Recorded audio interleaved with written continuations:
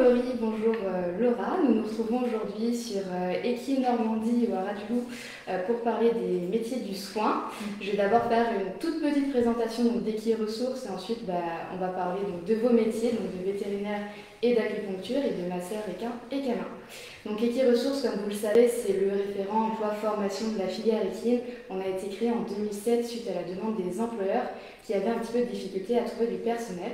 Donc on a sur notre site internet une bourse à l'emploi où on diffuse des offres de stage, d'emploi et d'apprentissage, donc vraiment liées à la filière équine sur le terrain et hors terrain. On a aussi une partie orientation du public, d'où notre intervention d'aujourd'hui, où on leur explique les métiers de la filière et les formations. Et enfin, en 2010, on a créé un observatoire pour répondre à la problématique emploi-formation, vraiment analyser cette adéquation. Donc si vous voulez bien, Laura, est-ce que vous pouvez vous présenter Oui, alors du coup, moi c'est Laura Ortola, je suis vétérinaire équin acupunctrice.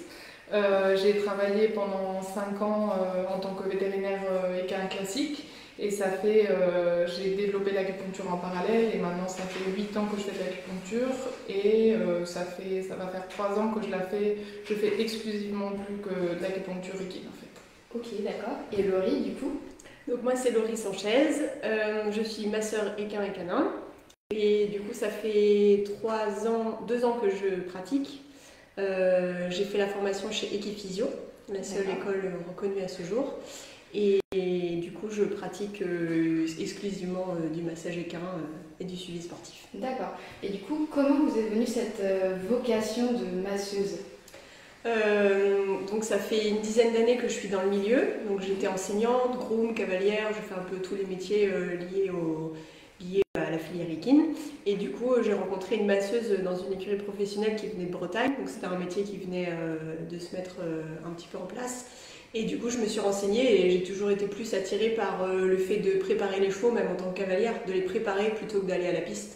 Et de mettre des programmes sportifs dans la semaine, au niveau du travail. J'étais toujours présente quand il y avait les suivis ostéo, vétérinaires, nutri, etc. Et du coup, j'ai adoré ce métier et donc je me suis dit que j'allais retourner à l'école pour apprendre. Et du coup, j'ai fait l'école chez Equiphysio et puis je suis ravie de ce que je fais et de travailler avec plein de professionnels différents, m'apprend beaucoup et toujours au service des chevaux. D'accord. Et du coup, Laura, vous, vétérinaire, acupunctrice, oui. Pareil, même question, comment vous êtes venue cette vocation? Alors en fait, moi j'ai suivi un cursus classique, j'ai fait mes études de veto, j'ai fini mes études et j'ai fait un internat.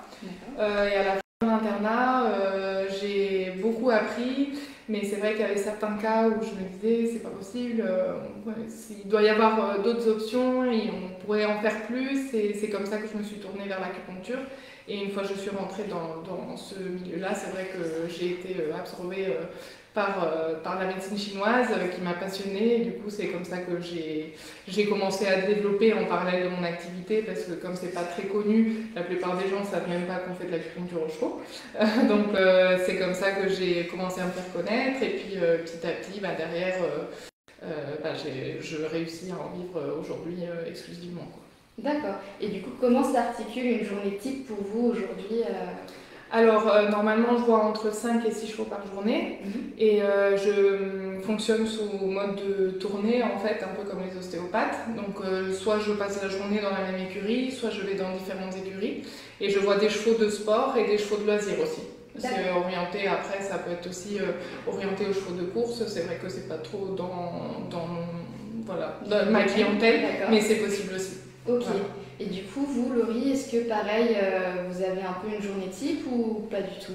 Alors moi, une journée type, j'en ai pas vraiment. C'est vraiment en fonction de je suis assez attachée à la saison sportive.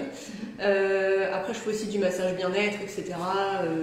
Cheval de loisirs, retraité, le poney au fond du jardin. C'est vraiment du bien-être. Mais c'est vrai que je suis assez spécialisée dans le suivi sportif. Après, c'est aussi un peu ce qui m'anime. Les accompagner au sport, toutes disciplines, tout niveau confondu, tous âges, de toute taille, poney, chevaux, Shetland, enfin vraiment tous les chevaux différents. Et du coup, mon rythme, il est assez organisé autour des saisons sportives des chevaux. Donc je les prépare avant, je fais les récupérations, je fais aussi des suivis sur les concours. Ça dépend vraiment de ce que les chevaux ont besoin et en fonction aussi des propriétaires propriétaires, des écuries professionnelles, etc. Je m'adapte en fin de compte vraiment au cheval. D'accord. Et du coup, on touche à des métiers de la santé et du soin. Quelles sont les qualités qui sont un peu requises pour pratiquer vos métiers? Déjà, il faut être passionné. Ouais. Ça, c'est quelque chose.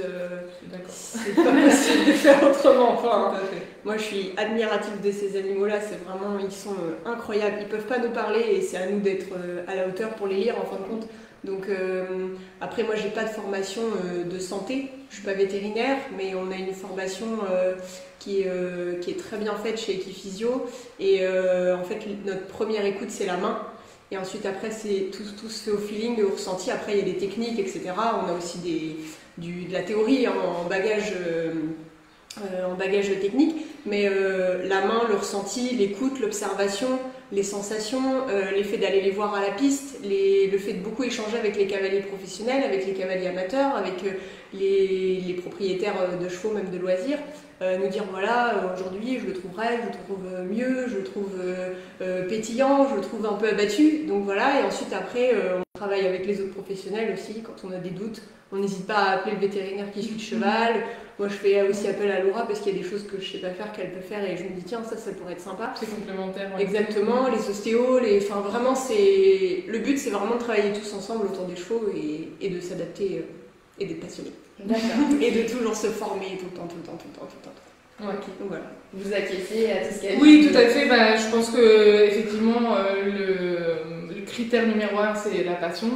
Après, dans ce que je fais moi, c'est vrai qu'il faut un côté aussi d'être constant en fait dans le travail, être assez rigoureux parce qu'il faut être très précis pour tout ce qui est la position des aiguilles, etc.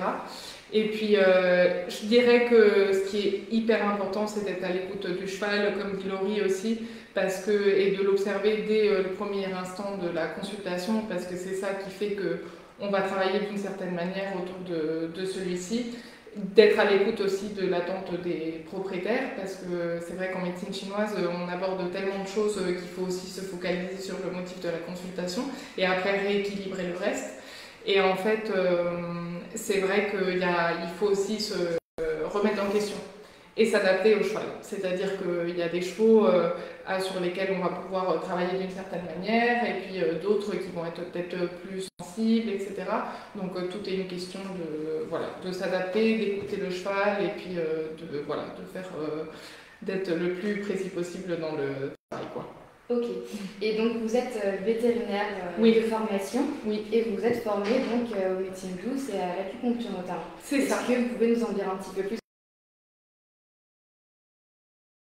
Au Chi Institute of Europe, qui maintenant est Chi européenne d'acupuncture, qui dépend d'une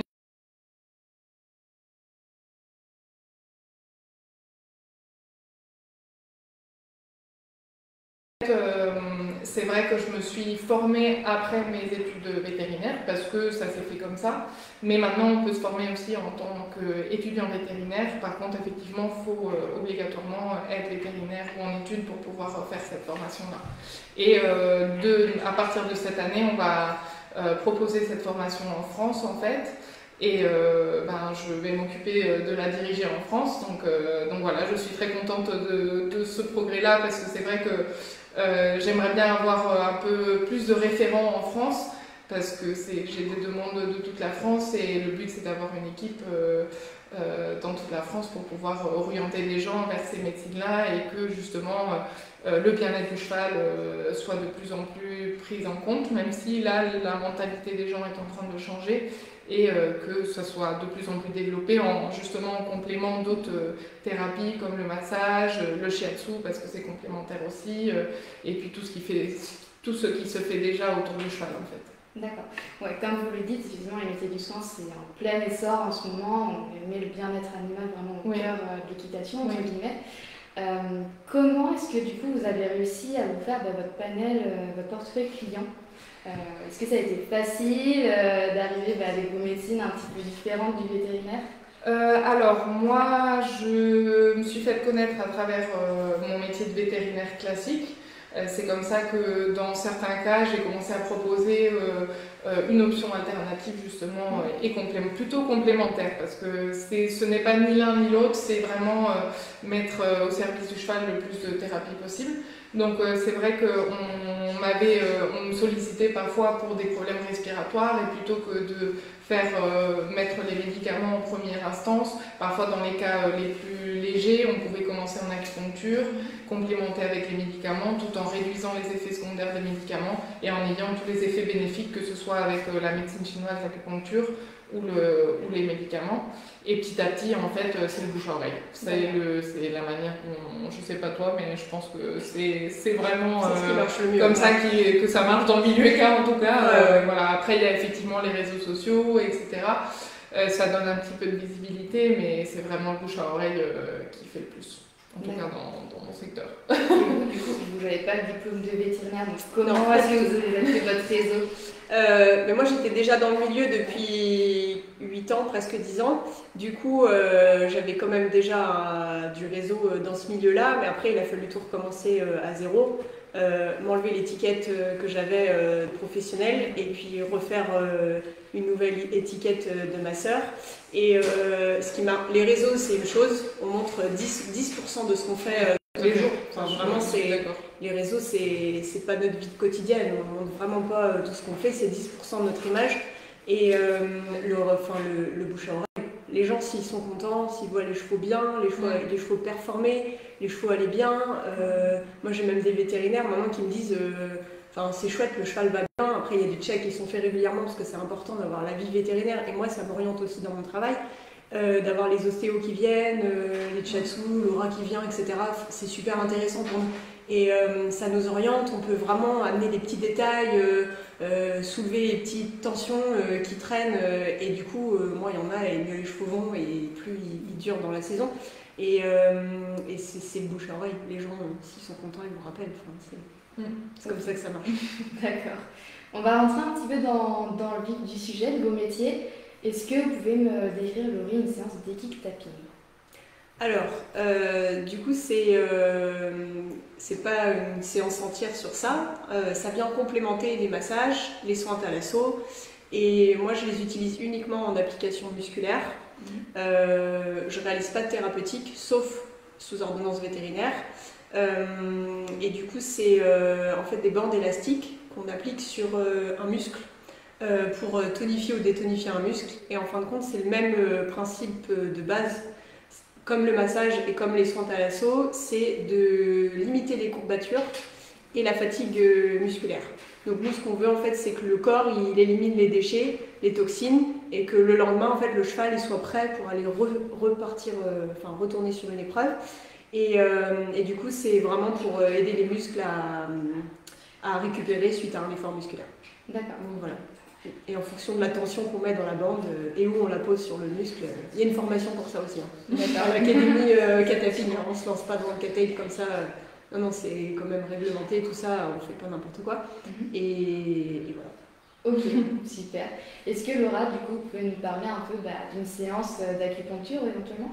Oui, alors l'acupuncture, donc dans une séance d'acupuncture, il y a une partie assez importante qui est l'anamnèse, donc c'est la prise de l'historique du cheval qui est assez longue, généralement en fonction de l'historique du cheval et de l'âge du cheval aussi, parce que je vois des jeunes chevaux et des chevaux gériatriques, donc c'est assez vaste. Ça prend environ une demi-heure, du coup on revoit tous les problèmes et le propriétaire doit me dire quel est le motif de consultation principal, et ça nous donne un guide pour commencer la séance. Après en fait je fais tout ce qui est l'examen, donc en médecine chinoise on regarde la langue, c'est très important en fait, c'est un microsystème où on voit tous les organes en fait qui sont reflétés dessus. Et le pouls en fait, on prend le pouls qui indique pareil chaque position, en fait on prend le pouls avec 3 doigts de chaque côté au niveau du passage de la jugulaire, donc du coup c'est la carotide qui est en profondeur qu'on sent, et du coup chaque position pareil va indiquer l'état de chaque organe. Tout ça combiné avec la vision effectivement globale du cheval, donc l'état du poil, l'attitude, etc. Et je fais un scan, donc je passe un petit stylet sur le corps du cheval pour voir les points de sensibilité. qui peuvent être liés soit à des problèmes locomoteurs, donc locaux, liés soit à le jarret ou d'autres parties du corps, soit au côté viscéral. Donc c'est vrai que j'ai beaucoup de chevaux que je suis pour des problèmes digestifs par exemple, on m'appelle pour un problème de dos, mais en fait c'est un problème d'estomac ou un problème de côlon. Donc c'est vrai que ça c'est assez intéressant comme approche, parce que c'est vrai que le vétérinaire classique il va faire une mésothérapie et puis ça va soulager en partie le cheval, mais pas que ça. Il y a des symptômes qui vont persister parce que justement c'est une douleur reflétée, c'est l'origine du problème. Le but c'est de trouver l'origine du problème. Et donc en fait la manière dont ça marche, c'est que après donc tout l'examen, le scan, etc., je pose les aiguilles. Je travaille aussi en massage, ça s'appelle du tuina en fait, c'est du massage thérapeutique selon la médecine chinoise. Et puis je travaille avec les aiguilles en mettant les aiguilles dans des points très précis en fait. Et quand je mets l'aiguille sur le point, il y a deux actions, une action locale et une action systémique en fait. L'action locale va se faire par les structures qui sont dans le point d'acupuncture. Donc il y a une artère, une veine, un vaisseau lymphatique, une terminaison nerveuse et des cellules inflammatoires. Il y a une augmentation du sang au niveau de la circulation sanguine en fait, au niveau du point d'acupuncture qui est piqué. Et en fait, ça détend les muscles localement, ça active la circulation lymphatique aussi, qui est celle qui s'occupe de drainer les œdèmes, etc. Et après, en fait, la terminaison nerveuse va transmettre l'information au cerveau, qui lui, après, va libérer des endorphines, de la sérotonine, ce qu'on libère d'ailleurs avec les massages aussi. Et puis, quand on fait du sport, en fait, c'est ce qui nous donne cette sensation de bien-être.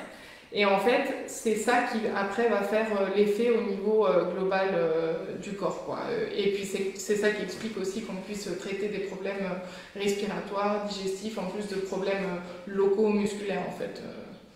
Donc voilà. Ok, parfait. Et dans votre explication, vous nous avez dit que vous suivez vos chevaux. Oui, tout à fait.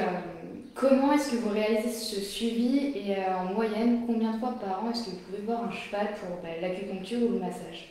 Alors, tout dépend du cheval, comme toujours, je pense que ça tourne toujours autour du cheval, toujours à l'écoute du cheval, comme on disait tout à l'heure. Donc, en fait, généralement, on m'appelle quand il y a un problème. À la base, la médecine chinoise et l'acupuncture, c'est préventif. En Chine, en fait, les gens vont chez l'acupuncture pour ne pas être malades. Et quand la personne tombe malade, en fait, il ne paye pas l'acupuncteur parce qu'il n'a pas fait son travail. Donc ici, c'est un peu différent. On a la mentalité occidentale. Et en fait, on m'appelle quand, par exemple, le cas classique, c'est mon cheval, il a des problèmes de dos ou il est plus raide à une main qu'à l'autre. Donc là, on se centre sur ce problème-là.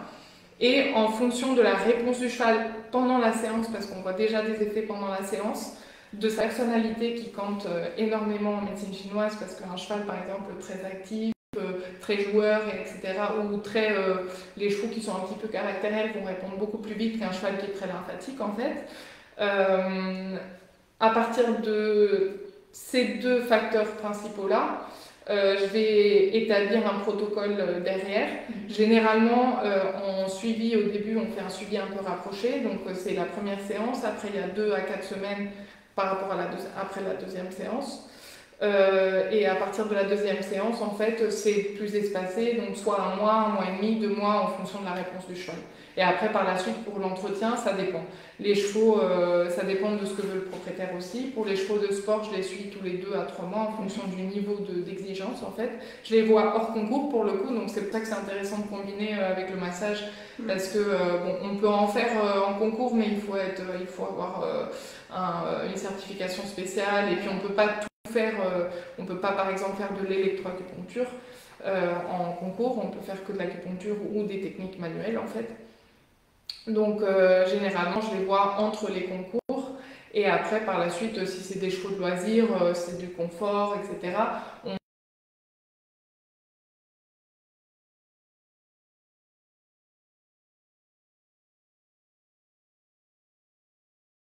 important de le voir à l'automne. Un cheval qui va avoir des problèmes d'allergie printanière, l'important c'est de le voir juste avant le printemps pour justement éviter qu'il développe des allergies.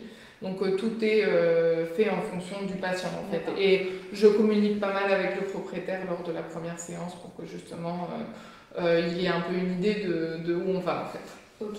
Et du coup, Laurie, vous aussi, maître mot adaptabilité, j'imagine, pour le suivi? Bah, c'est exactement ça. Après, ça dépend pourquoi on m'appelle. Quand c'est pour un cheval pour faire du sport, quand c'est pour un cheval de loisir, quand c'est pour une séance bien-être, c'est vraiment différent. Donc après, c'est un peu le même principe que Laura.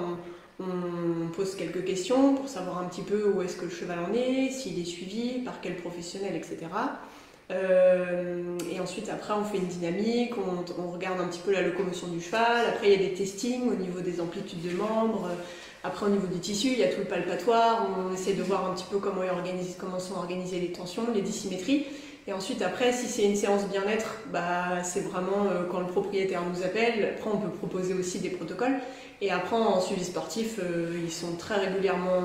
En fait, le principe du suivi sportif, c'est d'éviter les fatigues. Ouais. Donc, plus ils sont suivis, plus on les gère sur les concours, en dehors des concours, plus on les prépare, plus on les aide à récupérer. C'est primordial. La récupération, c'est vraiment la phase la plus importante. S'il faut choisir, il vaut mieux faire une récupération plutôt qu'un échauffement. Généralement, les cavaliers, ils marchent bien leurs chevaux, ils les préparent assez bien. Par contre, le lundi, souvent, ils restent au box parce qu'il y a beaucoup de gens comme ça. Après, les mentalités changent, les chevaux vont beaucoup plus au paddock. La notion de bien-être, elle est quand même elle évolue de plus en plus aujourd'hui. Donc, c'est vrai que j'interviens beaucoup en suivi sportif et assez régulièrement pour garder les chevaux en forme. Et puis la saison. Pour prévenir aussi, au final, exactement.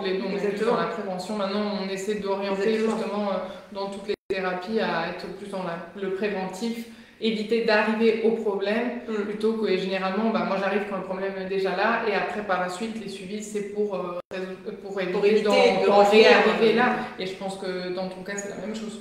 Quand on y arrive, en tout cas, généralement c'est moins important.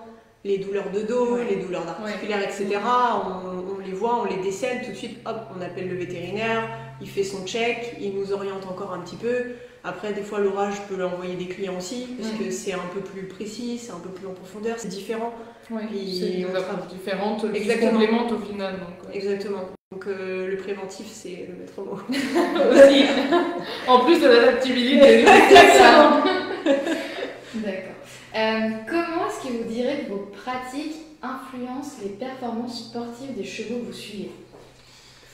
Toi en premier, du coup, comme tu es en plein dans le concours. Moi, la chose qui ressort le plus souvent, c'est que les chevaux sont plus, réguliers dans les résultats.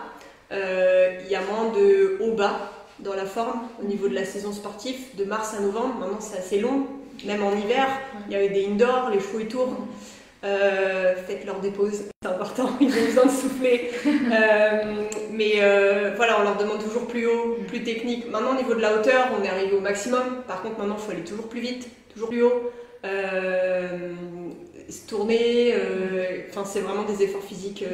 Les chevaux doivent être de plus en plus performants, plus rapides, etc. Et du coup, ce que moi je peux observer, c'est la régularité dans la saison.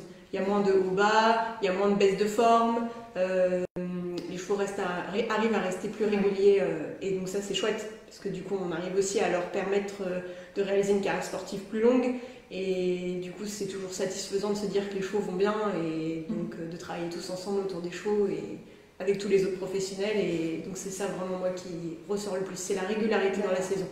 Est-ce que vous ressentez aussi cette régularité du coup avec Oui, tout à fait, il y a ce côté-là, et il y a le côté aussi augmentation de la performance. Forcément, s'ils sont plus réguliers, derrière ils sont plus performants. Donc que ce soit au niveau de leur locomotion, au niveau respiratoire aussi, parce que très souvent la performance est liée à, dans certains cas, des problèmes respiratoires, et en augmentant justement les capacités respiratoires, ça augmente par conséquent leur performance. Après, c'est vrai que j'en ai pas trop parlé, mais moi j'ai une approche où je regarde un peu aussi tout ce qui est les CEP.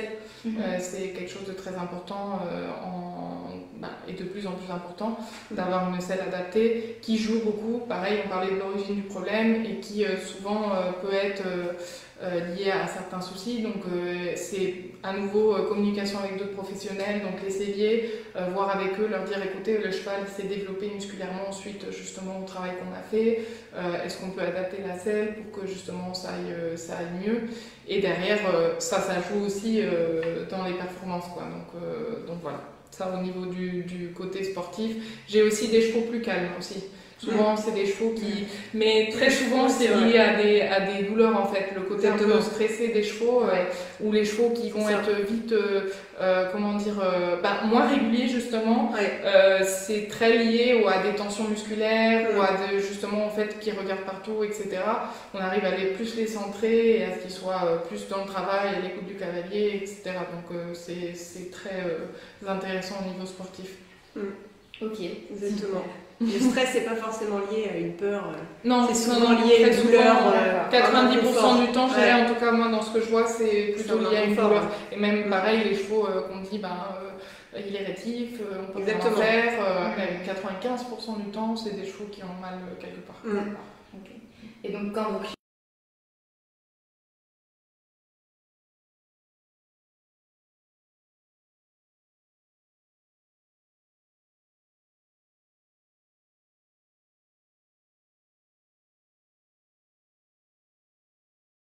Ils me disent, ce qui m'arrivait pas au tout début, et là c'est plus les gens qui en ont entendu parler, ils ont vu que sur d'autres chevaux ça a fait un très bon effet dans différents, dans différentes choses comme le comportement ou la locomotion, etc. Et donc ils me disent, écoutez, je voudrais faire un bilan, voir un petit peu comment vous le sentez. Et là, on regarde, comme c'est très global, en fait, la médecine chinoise, c'est très intéressant de ce point de vue-là. En plus, on regarde ce qui a été fait par d'autres thérapeutes, par le vétérinaire aussi, parce que souvent, les chevaux de sport, ils sont suivis de près aussi, souvent en avant et après saison, par les vétérinaires. Et on peut justement s'adapter et réduire, justement, comme on disait tout à l'heure, tout ce qui est médicaments pour que derrière, l'effet soit plus long aussi, parce que plus on va les utiliser, plus le corps va s'habituer, derrière ça va être dur. Donc voilà, en fait, c'est vraiment, ça va dépendre. Après, j'ai rarement des clients qui m'appellent, je vous appelle parce que je veux augmenter la performance de mon cheval. Non, c'est souvent, j'ai mon cheval qui a perdu, et souvent c'est dans le côté, en fait, de perte d'état, perte de performance, plutôt que dans le côté je veux aller plus loin, en fait. Mais bon, il y a le côté où ils sont de plus en plus ils ont pris conscience du fait qu'on peut aborder le cheval d'une autre façon, et ils disent là on fait un bilan. Et dites-moi ce qu'on peut faire pour justement améliorer. On regarde aussi l'alimentation qui est essentielle et primordiale dans tous les chevaux de sport, mais même les chevaux de loisirs. En fait, souvent l'alimentation n'est pas du tout adaptée. Le mode de vie aussi très important, comme on disait tout à l'heure. Donc c'est vraiment prendre en compte tous les... Et après, il y a un motif, et derrière, on les oriente en fonction de ce qu'on trouve pendant la consultation. D'accord. Et vous ressentez la même chose en fait pour le massage, ce que Laura vient de dire Moi, c'est vrai que au début, c'était plus de la découverte, parce que c'est un métier qui vient d'arriver, c'est quand même nouveau, on ne savait pas trop où nous placer. Et aujourd'hui, on est quand même le plus souvent sollicité pour tout ce qui est récupération. Les gens prennent conscience que ce qu'on fait en humaine, on peut le faire chez les chevaux, et qu'il faut le faire pour que les chevaux soient en forme. Et moi, je suis beaucoup appelée pour préparer les chevaux au sport, tout ce qui est récupération, préparation, etc. Et tous les soins après qu'on propose à côté, le massage, le stretching, les soins thalasso aussi, c'est super. Apporter la mer dans les écuries, c'est génial. C'est vraiment des choses toutes simples, mais qui fonctionnent et qui aident les chevaux au quotidien. D'accord. Voilà. Ok. Justement, vous l'avez dit, c'est un métier un peu nouveau, qui commence à être en plein essor, qui attire pas mal les jeunes aussi. Oui. Quels sont les conseils que vous donneriez à un jeune qui voudrait se lancer soit dans le massage ou dans l'acupuncture? Laurie. Un jeune qui voudrait se lancer dans le massage, déjà, c'est d'être super passionné, d'observer beaucoup les chevaux. Il faut vraiment beaucoup les observer, et pas que en piste. Il faut les observer dans le box, il faut les observer au paddock, il faut les observer à la salle de soins. Un cheval qui gratte, un cheval qui s'endort à la salle, un cheval qui mange au box, un cheval qui ne mange pas, un cheval qui est à sa fenêtre, un cheval... Vraiment tout regarder, énormément les observer, c'est vraiment très important. Et ensuite après, il faut apprendre, se former tout le temps. Tout le temps. C'est la base en fait, hein, au final. Il faut être passionné, c'est très important, mais il faut aussi proposer des services de qualité. Et puis, de toute façon, les chevaux sont tellement communicatifs que si on n'est pas à la hauteur, il faut comprendre. Hein, donc c'est vrai qu'il faut être humble aussi, parce que c'est vrai que souvent on veut se montrer, on veut dire voilà, moi je fais ça, etc. Moi, c'est vrai que c'est ce que je trouve génial, c'est que chaque cheval m'apprend quelque chose dans chaque séance. Et c'est comme ça qu'on grandit et qu'on arrive à aller plus loin. Donc en amont, effectivement, déjà voir si vraiment le milieu du cheval leur plaît. Si c'est le cas, faire ce que disait Laurie, observer, voir un peu dans quel type d'approche ils veulent travailler. Et en fonction, effectivement, s'ils veulent aller plus dans le médical, l'acupuncture est vraiment super et c'est en plein essor et les gens sont très en demande de ça. Donc c'est vraiment un métier qui, j'espère, va bien se développer par la suite. Et puis je pense que c'est aussi le côté, dans mon cas c'est vrai qu'il faut quand même faire les études vétérinaires avant, donc il faut quand même avoir une capacité d'études relativement importante déjà dans un premier temps pour la partie vétérinaire. Pour la partie acupuncture, en fait, ce qui est super, c'est que dans l'école, dans la Chi University, qui maintenant va être en France, tout est expliqué selon la philosophie chinoise.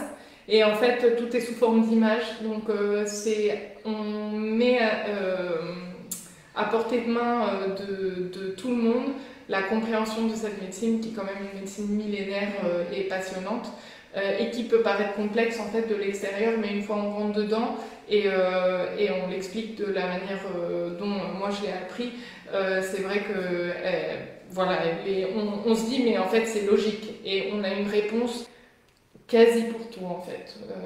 C'est ça que j'ai aussi adoré de cette médecine-là, c'est que autant dans le côté occidental, parfois on se dit c'est ce qu'on appelle idiopathique, ça veut dire qu'on ne connaît pas l'origine du problème, autant en médecine chinoise on va toujours pouvoir aller au fond des choses. Donc c'est très intéressant et au final c'est d'aller à l'origine du problème pour derrière que ce soit le plus constant possible et que les chevaux soient le mieux possible. Ok. Puis dire aux jeunes d'aller vraiment dans des écoles qui sont reconnues aussi, c'est important, les formations reconnues.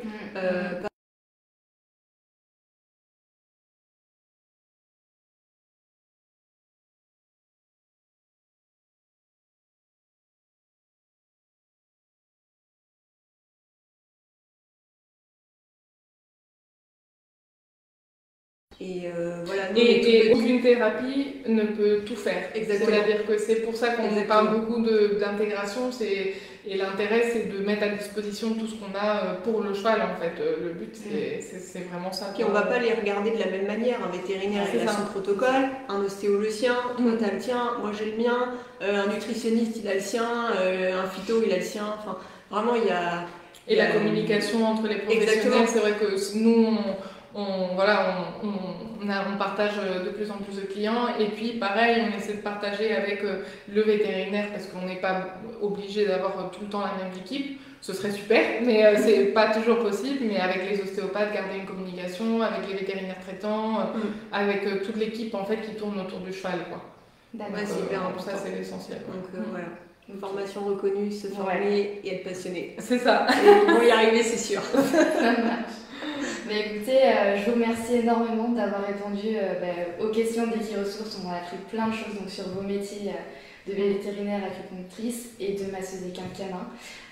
Comme vous le savez, on était en live, donc je vais me tourner vers ma régie pour savoir si on a eu des petites questions supplémentaires. Donc Marie, si tu veux bien nous faire part des questions. Alors, première question, est-ce que vous avez l'impression qu'il y a un intérêt croissant pour vos pratiques?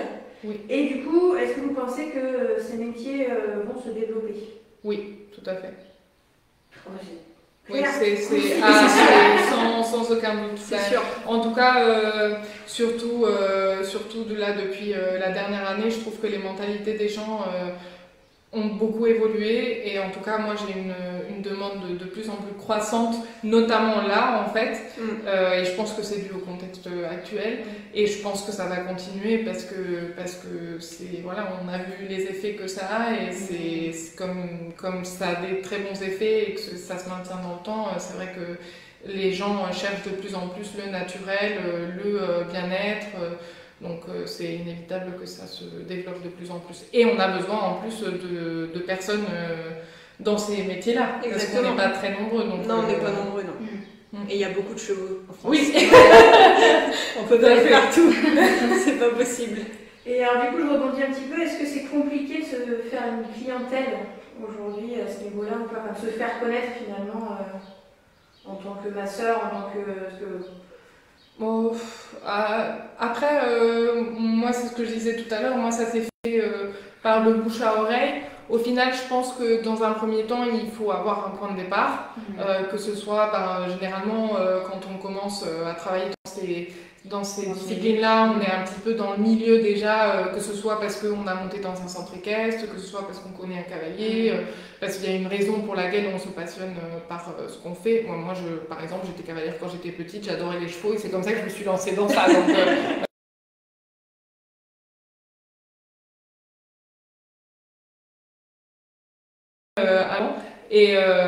et en fait, non, après c'est une question de persévérance aussi. Hein. Je veux dire, on n'a pas plein de clients depuis le début. Faut que ça se fasse petit à petit. Il faut être patient, il faut être passionné, pas lâcher au début. Et puis il faut le temps que ça se fasse aussi. Mais comme dans tous les métiers, j'ai envie de dire.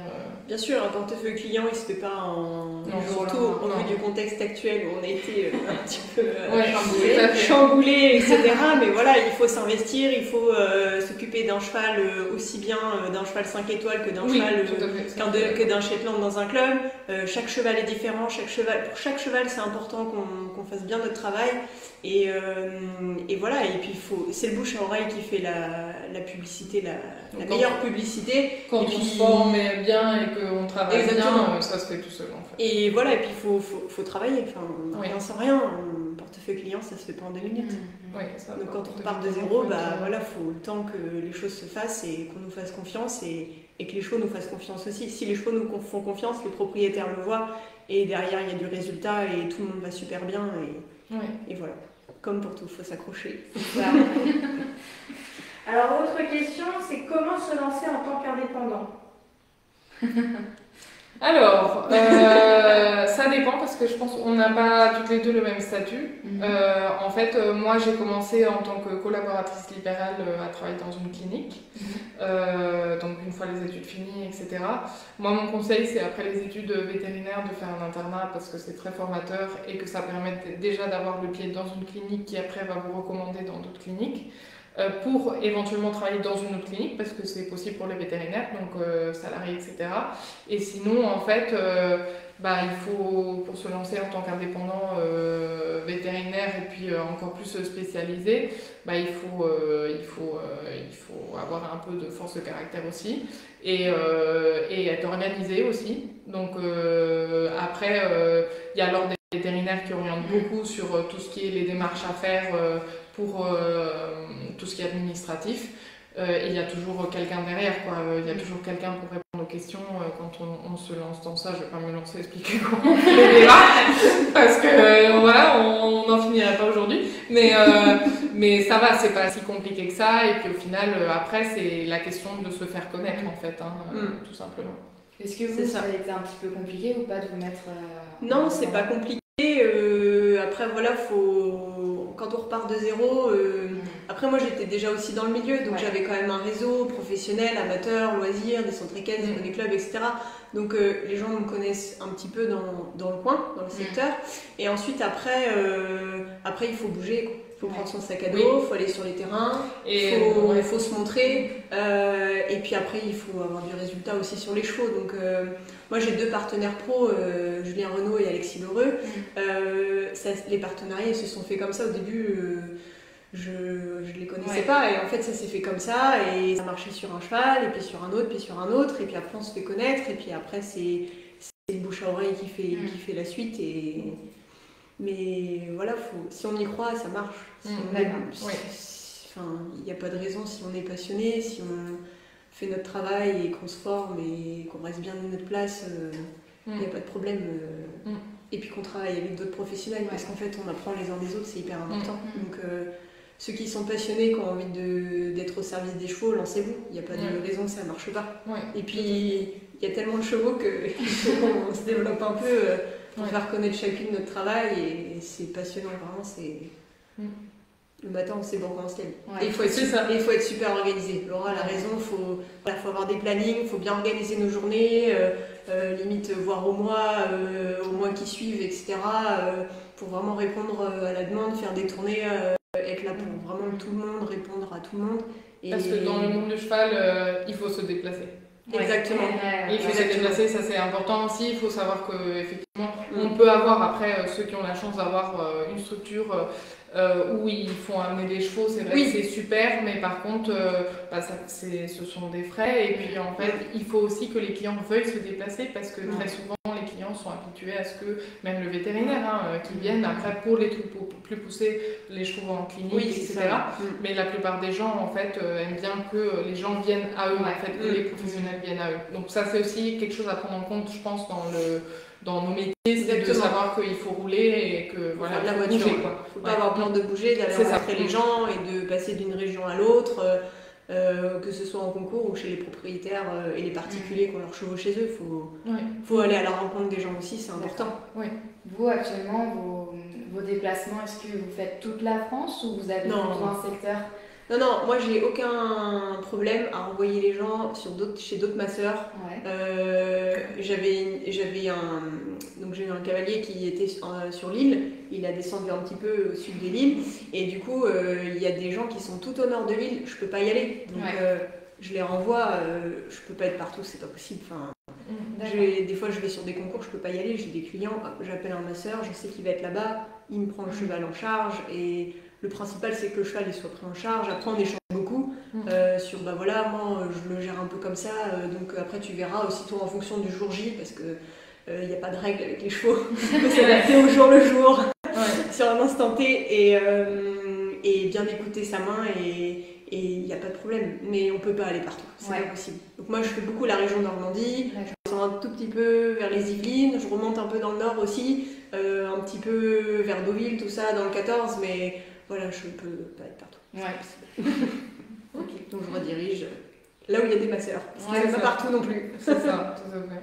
C'est pareil. Toi, c'est encore plus. Oui, moi c'est encore plus difficile. C'est pour ça que justement, j'ai besoin de plus de professionnels qui font de l'acupuncture. Il y a un réseau déjà qui est établi, mais effectivement, il n'est pas très vaste. Et en plus, beaucoup de professionnels qui font de l'acupuncture ne font pas forcément de la communication dessus. Et du coup, ils restent dans leur coin, ils font leurs choses. Et c'est vrai que il y a des annuaires pour en trouver. Moi, en France, c'est vrai que comme pour l'instant, j'ai pas de collègues qui se sont formés dans la même école que moi, pour les chevaux, je peux pas trop référer des chevaux. Et là, le but, c'est de développer justement tout un réseau, en plus de celui qui existe déjà, pour compléter justement la carte de la France, parce que moi je me déplace un peu plus loin que Laurie, je pense. Moi je suis essentiellement en secteur Rouen, secteur parisien, plutôt secteur Chantilly, sud-ouest en fait. Et dès que ça passe de l'autre côté, généralement je réfère à d'autres confrères. J'ai une confrère qui se trouve Paris nord-est, donc là c'est bien parce que c'est une élève de l'année dernière, donc d'Espagne pour le coup. Le but c'est d'avoir de plus en plus de professionnels et de pouvoir mettre à disposition cette médecine-là pour les chevaux en fait. Au final, c'est ça notre centre d'intérêt, au final, c'est le cheval. Exactement. Voilà. Et alors, j'ai une autre question, vous avez un petit peu répondu déjà tout à l'heure, mais est-ce qu'il vaut mieux passer par le statut salarié dans un premier temps avant de devenir indépendant? Dans ton cas, je ne sais pas si c'est possible. Bah, dans mon cas, c'est pas possible. Ouais, non, c'était plus facile en fait d'être. Vous étiez déjà dans le milieu. Oui, voilà, c'est ça. Ouais. Je pense que pour quelqu'un qui n'est pas du tout du milieu, bah, du coup, le réseau, ça va être un peu plus long. Il n'y a pas de raison que ça ne marche pas. Si la personne elle est formée, en l'occurrence chez Equiphysio, parce que pour l'instant, c'est la seule qui est reconnue, donc allez chez Equiphysio. Parce que vous allez sortir avec un diplôme, une formation qui est reconnue, certifiante. Donc du coup déjà ça donne une crédibilité au niveau du bagage théorique et pratique. Et ensuite après, il faut bouger, prendre sa voiture et se faire connaître et le bouche à oreille fera le reste. Les réseaux ça aide un petit peu, mais voilà c'est ce que j'ai dit tout à l'heure, c'est moins de 10% de ce qu'on fait tous les jours. Donc c'est juste une vitrine et puis ensuite après voilà. Il faut prendre sa voiture, bouger, aller sur les concours et voilà. Pour mon cas en fait, pour le côté vétérinaire, oui c'est possible. Pour le côté acupuncture, comme déjà il n'y a pas énormément de professionnels qui le font, il faut que les professionnels puissent prendre quelqu'un en tant que salarié. Je pense que de toute façon, quand on fait, si il y a justement des personnes qui sont intéressées, je leur conseille vivement de pratiquer en tant que vétérinaire classique et de le faire en fait en intégrant à l'acupuncture. Parce que c'est comme ça déjà qu'ils vont se faire connaître et qu'ils vont prendre de l'expérience aussi parce que le regard vétérinaire est très important aussi. Moi j'ai des cas où je dis oui, on va le voir en médecine chinoise, en acupuncture, mais c'est important qu'il ait une prise de sang, que vous fassiez des radios d'ici, que vous fassiez une échographie d'ici. Donc en fait c'est important de savoir quoi conseiller, donc c'est important d'avoir un petit bagage quand même en plus de l'école vétérinaire pour pouvoir donner un meilleur conseil aux clients en fait. Donc après effectivement quand on est salarié et qu'on veut développer l'acupuncture, parfois c'est plus facile aussi parce que ça donne une valeur ajoutée à la clinique et c'est un peu ça que effectivement j'essaie de faire comprendre aux cliniques vétérinaires qui ont déjà énormément de travail et en ce moment encore plus. Parce que tout le monde s'est mis à s'acheter des chevaux et des chiens et des chats. Et puis il faut dire que la formation n'est pas que pour le côté équin. En fait, il y a une formation mixte, donc petits animaux et chevaux. Et il y a une formation que petits animaux pour ceux qui souhaitent. Mais bon, là, on est un peu dans le contexte cheval. Voilà. Donc voilà quoi. Mais à savoir que ça, il y a les deux options en fait. Ok. Je vous remercie vraiment énormément d'être venu à notre rencontre avec Equinormandie pour répondre à nos questions et aux questions des personnes qui sont intéressées par vos métiers tout simplement. Ça va leur permettre de découvrir un petit peu mieux le métier de vétérinaire, acupunctrice et puis de masseur. Vous le savez peut-être, actuellement, Equiresources, on fait une tournée dans la Normandie. Donc c'est pour ça qu'on est présent aujourd'hui à Equinormandie, simplement pour rencontrer le public et puis les orienter sur les formations et les métiers de la filière. Nous sommes présents de 14h à 18h sur le concours aujourd'hui. Et la semaine prochaine, nous irons dans le Calvados, à Lisieux et à Raz-de-la-Vallée. Et la prochaine table ronde, c'est donc le 22 juin, où on va parler du métier des courses. Si jamais ça vous intéresse, vous pourrez les regarder aussi en live, donc sur Facebook et Instagram. Super, merci. Merci beaucoup. Merci pour l'invitation. Merci à vous. Et en prise. Je sais pas, j'espère.